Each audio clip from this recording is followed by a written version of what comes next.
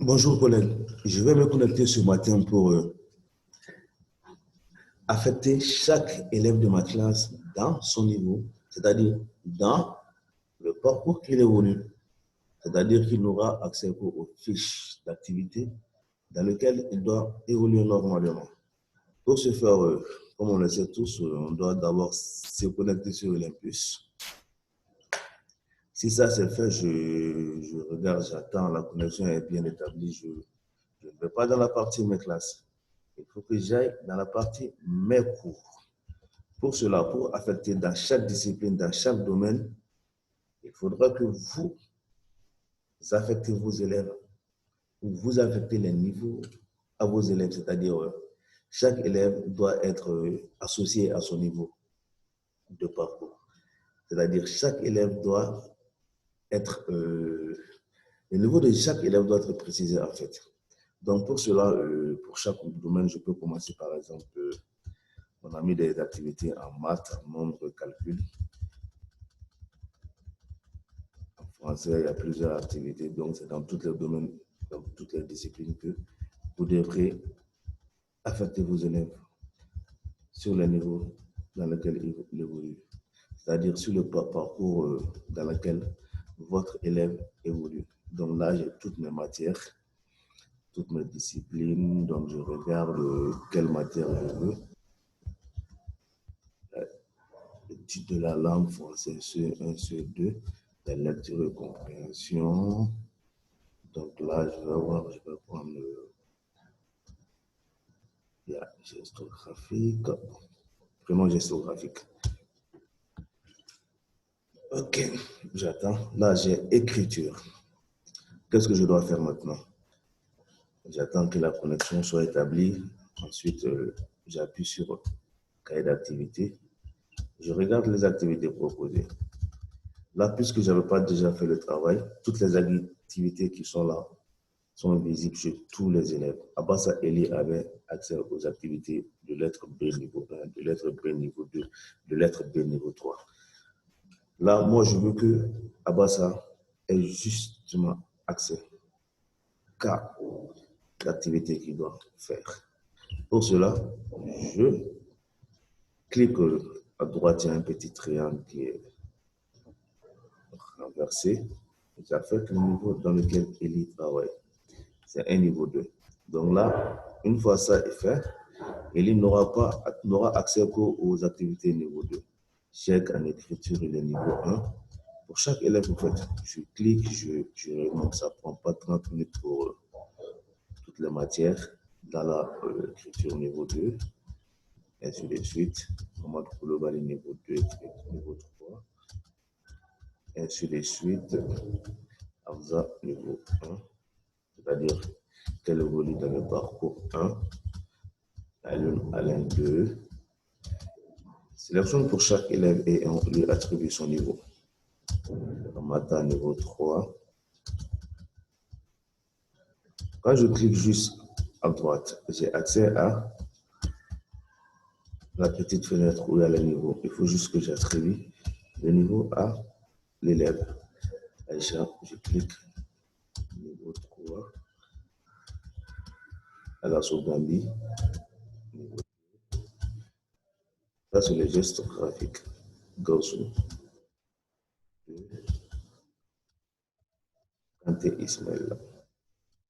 Là, c'est un élève de CE1 en écriture qui évolue maintenant sur le niveau 3. Azam Kam, niveau 3. Mais il a encore des difficultés à bien faire. Madame Comment, niveau 1. Ensuite de suite, pour chaque élève, il faut que je lui mette dans son parcours. Là, je suis en train de mettre les élèves dans leur parcours de travail. Et ce travail est fait une seule fois pour toutes les disciplines. Donc, si je fais ça en écriture, je n'ai plus besoin de revenir pour attribuer le niveau, sauf s'il y a une évolution ou si un enfant doit revenir sur un parcours inférieur pour valider ou pour consolider ce qu'il est en train de faire. Là, dans ce cas, en cours d'année, je peux changer de niveau à tout moment. Là, s'il n'y a pas de changement à faire, je n'ai pas besoin à chaque fois de réaffecter les élèves en fonction de leur parcours de travail. Donc, j'affecte chaque élève sur le parcours dans lequel il travaille. N'oubliez pas, c'est très important. Une fois que vous terminez votre sélection et votre attribution, là, je fais pour tous les élèves. L'écriture, c'est-à-dire en geste graphique. Quand je termine, il faut juste que je mette à jour et que j'attends. Là, c'est une bonne chose de faire. Là, je dirais que j'ai terminé avec l'affectation de mes élèves en geste graphique. Donc, une fois les activités créées, j'ai les 3 activités ici, 2.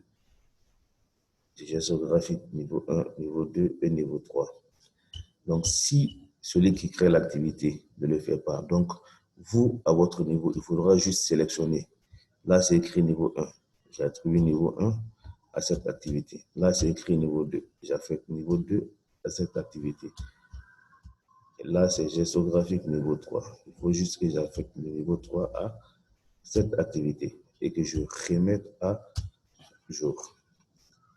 Donc, supposons dans ma classe, si je vais dans le profil de l'élève, info générale, je vais voir que, par exemple, Abassa Eli, qui est niveau 2, il aura accès aux activités niveau 2 en gestographie.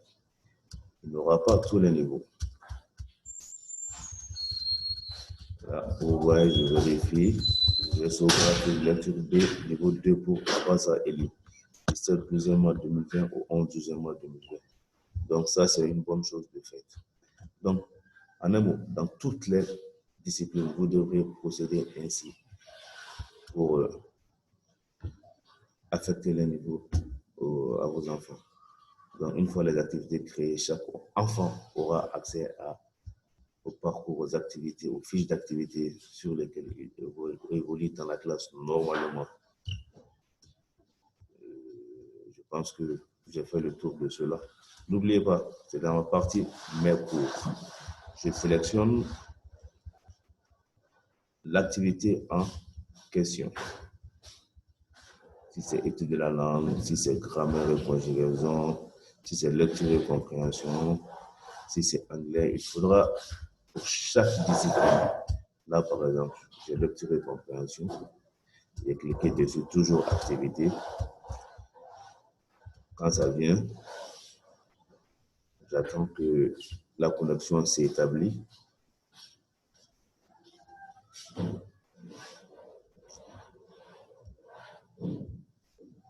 J'appuie sur activité. Donc là, encore, en lecture et compréhension, c'est le même procédé. Je sélectionne et j'attribue le niveau à chaque élève. Je sélectionne, j'attribue le niveau à chaque élève. Pour qu'il n'ait accès aux activités de son niveau. N'oubliez pas, c'est pour toutes les matières et dans toutes les disciplines.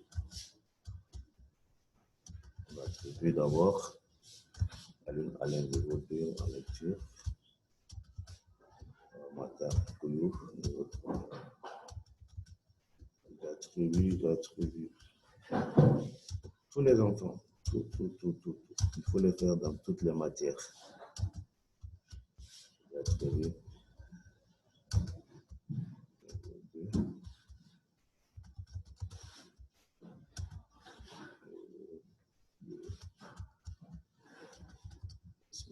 niveau 1. Niveau 3. Il faut juste cliquer sur la flèche et attribuer les niveaux. Clique sur la flèche, on attribue les niveaux.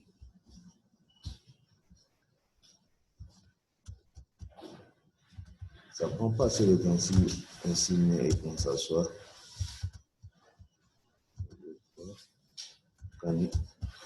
Niveau 3. N'oubliez pas, c'est très important. Ça l'est. Sephora, Zenabo. Dans ma classe, ce sont mes élèves, mais dans votre classe, le parcours dans lequel votre enfant travaille.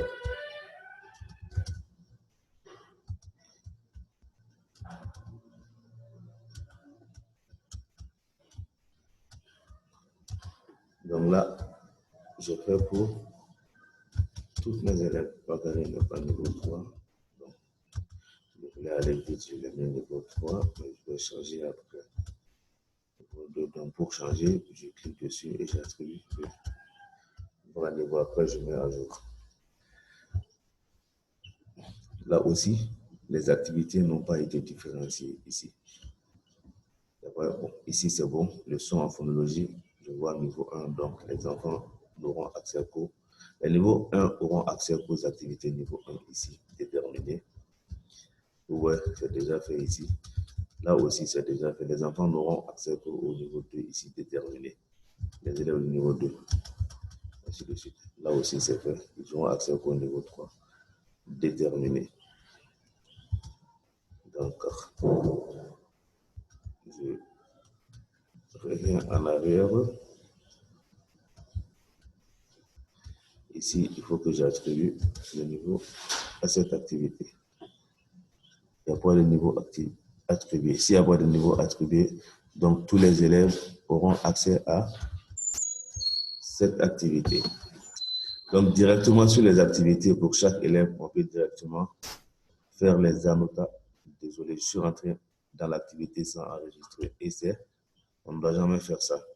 Une fois qu'on attribue les niveaux, il faut toujours mettre à jour. Si tu ne mets pas à jour et que tu vas dans une activité, si tu reviens en arrière, tout ton travail risque de partir. C'est bon? D'accord. Sur ce, je vous souhaite de passer une très bonne journée et bon visionnage. À très bientôt. Si vous avez des questions, je suis disponible. Je suis là. Donc, à très bientôt. Merci.